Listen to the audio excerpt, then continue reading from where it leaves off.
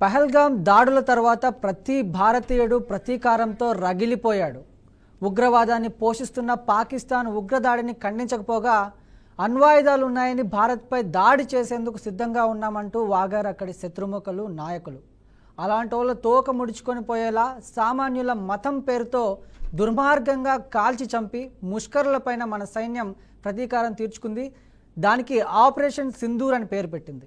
Operation Sindoor ఇది కేవలం పేరు కాదు, ఇదొక సందేశం. ప్రతి భారతీయ మహిళ గర్వం, ప్రతి అమరవీరుని త్యాగం, న్యాయం కోసం రోధించిన ప్రతి రక్తపు బొట్టు చిహ్నం. వారు మతం అడిగి మరీ సింధూరాన్ని తుడిచారు. మేం దేశం పేరుతో ఉక్కులాంటి సమాధానం ఇచ్చాం. ఇది టీజర్ మాత్రమే, అసలు షో ఇంకా ఉంది. అసలు ఈ మొత్తం ఇన్సిడెంట్ గురించి మనతో మాట్లాడేందుకు అడ్వకేట్ మాలతి గారు ఉన్నారు. ఒకసారి మేడంతో మాట్లాడదాం. నమస్తే మేడం. నమస్తే అండి.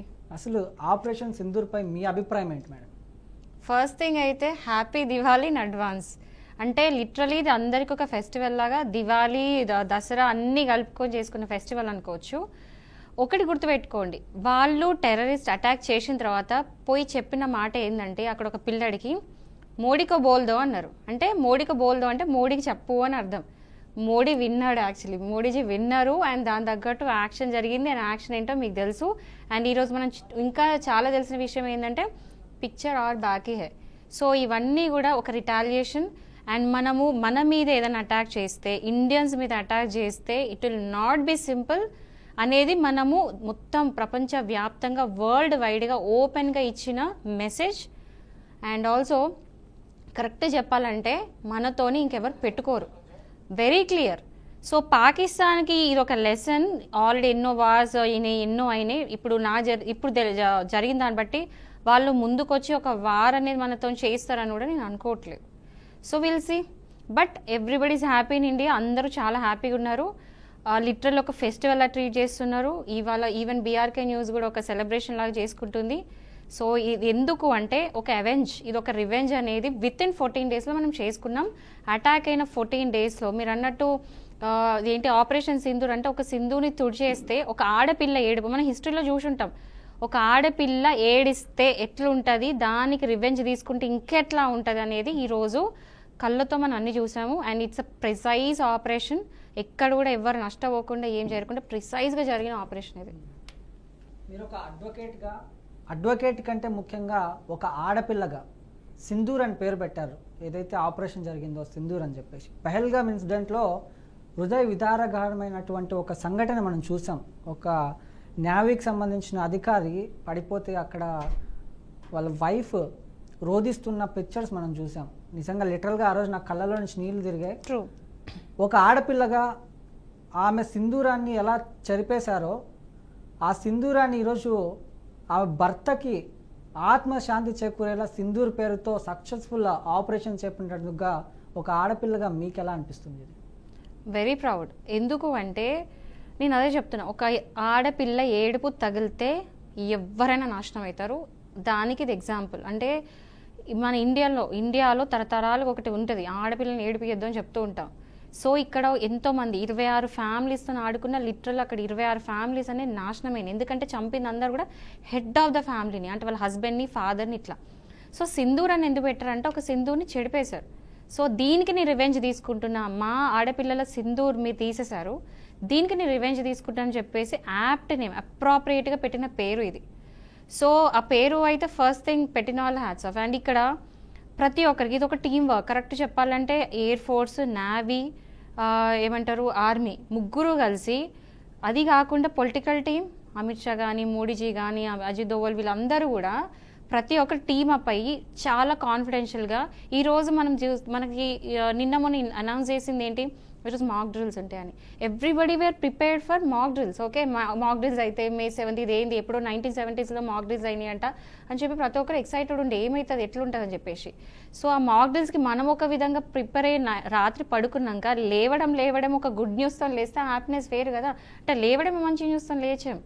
సో ఇలాంటి గుడ్ న్యూస్ అంటే ఇంకా ఎన్ని వింటామో తెలియదు. బట్ ఈ షోకి షో త్రూ నేను ఒకటి చెప్పాలనుకుంటున్నాను ఏంటంటే, ఈ వీడియోస్ ఏవైతే మాక్ డ్రిల్స్ ఉన్నాయో ఏది కూడా బయట పెట్టొద్దు. ఎందుకంటే ఇది మనకి కాన్ఫిడెన్షియల్గా పెట్టింది, అంటే చాలా మంది తెలియదు, బట్ చెప్తున్నాను ఈ వీడియోస్ అనేది బయటకు వెళ్ళొద్దు. మాక్ డ్రిల్ పెట్టింది ఎందుకు? మన సేఫ్టీకి, మన సెక్యూరిటీ, ఇన్ కేస్ ఏదైనా వార్ అయితే మనం ఇట్లా మనం ప్రొటెక్ట్ చేసుకోవాలని చెప్పే మాక్ డ్రిల్స్ ఇవి. అంటే లైట్స్ ఆఫ్ చేసుకోవడం, మీకు చూసే ఉంటారు మాక్ డ్రిల్స్ ఏమేమి చేశారు. ఈ వీడియోస్ బయటికి లీక్ కాకుండా ఉంటే ఏంటంటే మన సేఫ్టీని మనం కాపాడుకున్నట్టు. ఏదో మీడియాలో వేయాలన్నట్టు అవన్నీ వేయకూడదు. ఎందుకంటే ఎనిమీస్కి మన మూవ్ ఏంటి, మన స్టెప్ ఏంటని తెలియదు. సో దయచేసి ఎవ్వరు కూడా ఈ వీడియోస్ వైరల్ చేయొద్దు. It should not reach our enemies. But ఈ ఇన్సిడెంట్ ఇప్పుడు ఏదైతే ఆపరేషన్ చేపట్టారో సింధూర్ ఆపరేషన్, కానీ చట్టపరంగా కొన్ని రెస్ట్రిక్షన్స్ ఉంటాయి ప్రతిదానికి. ఈ ఆపరేషన్స్ కానీ లేకపోతే సైన్యం పాక్ మీద యుద్ధం చేయడం కానీ వీటికంటూ చట్టపరంగా కొన్ని అంశాలు అయితే కనెక్ట్ అయి ఉంటాయి. సో ఇలా చేయడాన్ని చట్టపరంగా కరెక్ట్ అంటారా? కేటగిరీలో చూద్దాం. కేటగిరీలో నేను ఆన్సర్ చేస్తాను. ఎట్లా అంటే ఇప్పుడు చూడు, మనము ఈ అటాక్ అయిన నెక్స్ట్ డేనే మోడీజీ గారు ఏమన్నారు, సీజ్ ఫైర్ అగ్రిమెంట్ నేను క్యాన్సిల్ చేసుకుంటాను, విత్డ్రా చేసుకుంటాను అన్నారు. Where it was bilateral agreement. Bilateral agreement అంటే ఏంటంటే పాకిస్తాన్, ఇండియా ఇద్దరు కలిసి ఒప్పందంకి వచ్చి అగ్రిమెంట్ సైన్ చేయడం, అంటే రెండు బైలాటరల్. బట్ ఇక్కడ ఏంటంటే అగ్రిమెంట్ క్యాన్సిల్ చేసుకోవాలంటే ఒకరు క్యాన్సిల్ చేసుకోవడానికి లేదు, అయినా కూడా మనం క్యాన్సిల్ చేసుకున్నాం. అదొకటి. ఇండస్ ట్రీటీ అనేది మనము ఇండస్ వాటర్ ట్రీటీ కూడా క్యాన్సిల్ చేసుకున్నాము.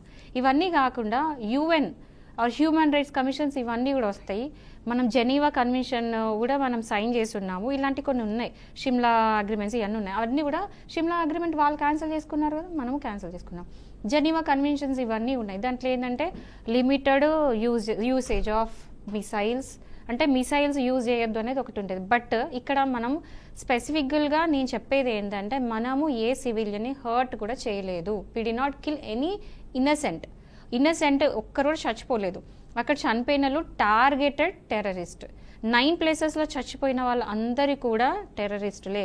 అక్కడ ఏ పాకిస్తాన్ ఏమంటారు లోకలైట్స్, సివిలియన్స్, కిడ్స్, విమెన్ బలి కాలేదు. సో ఇక్కడ అంటే చనిపోయిన వాళ్ళందరూ కూడా టెర్రరిస్ట్. సో ప్రిసైజ్గా అట్లా ప్లాన్ చేసి అటాక్ అనేది చేసిండ్రు. So will see. ఎందుకంటే లా పరంగానైతే మనం ఏం ఫేస్ చేయం, ఎందుకంటే టెర్రరిస్టును ఎవరు పెంచి పోషించద్దు.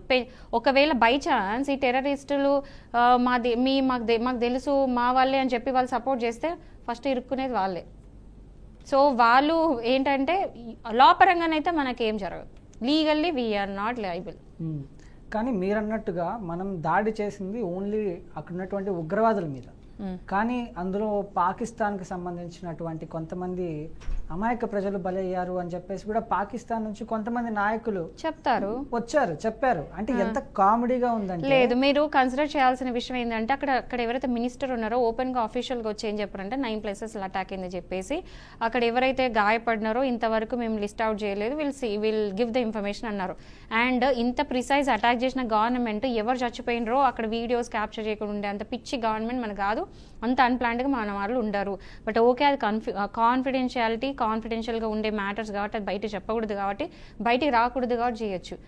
ఓకే, ఒకవేళ బయట ఎవరైనా సరే ఇప్పుడు మనం క్వశ్చన్ చేస్తే వరల్డ్ వైడ్గా ఇంటర్నేషనల్ కోర్టుకి వెళ్ళిన తర్వాత సమ్ వన్ క్వశ్చన్స్ ఇప్పుడు ఎవరైనా మనం అడిగినరు అనుకోండి, మన దగ్గర కరెక్ట్ సమాధానం ఉంది. That is how we planned.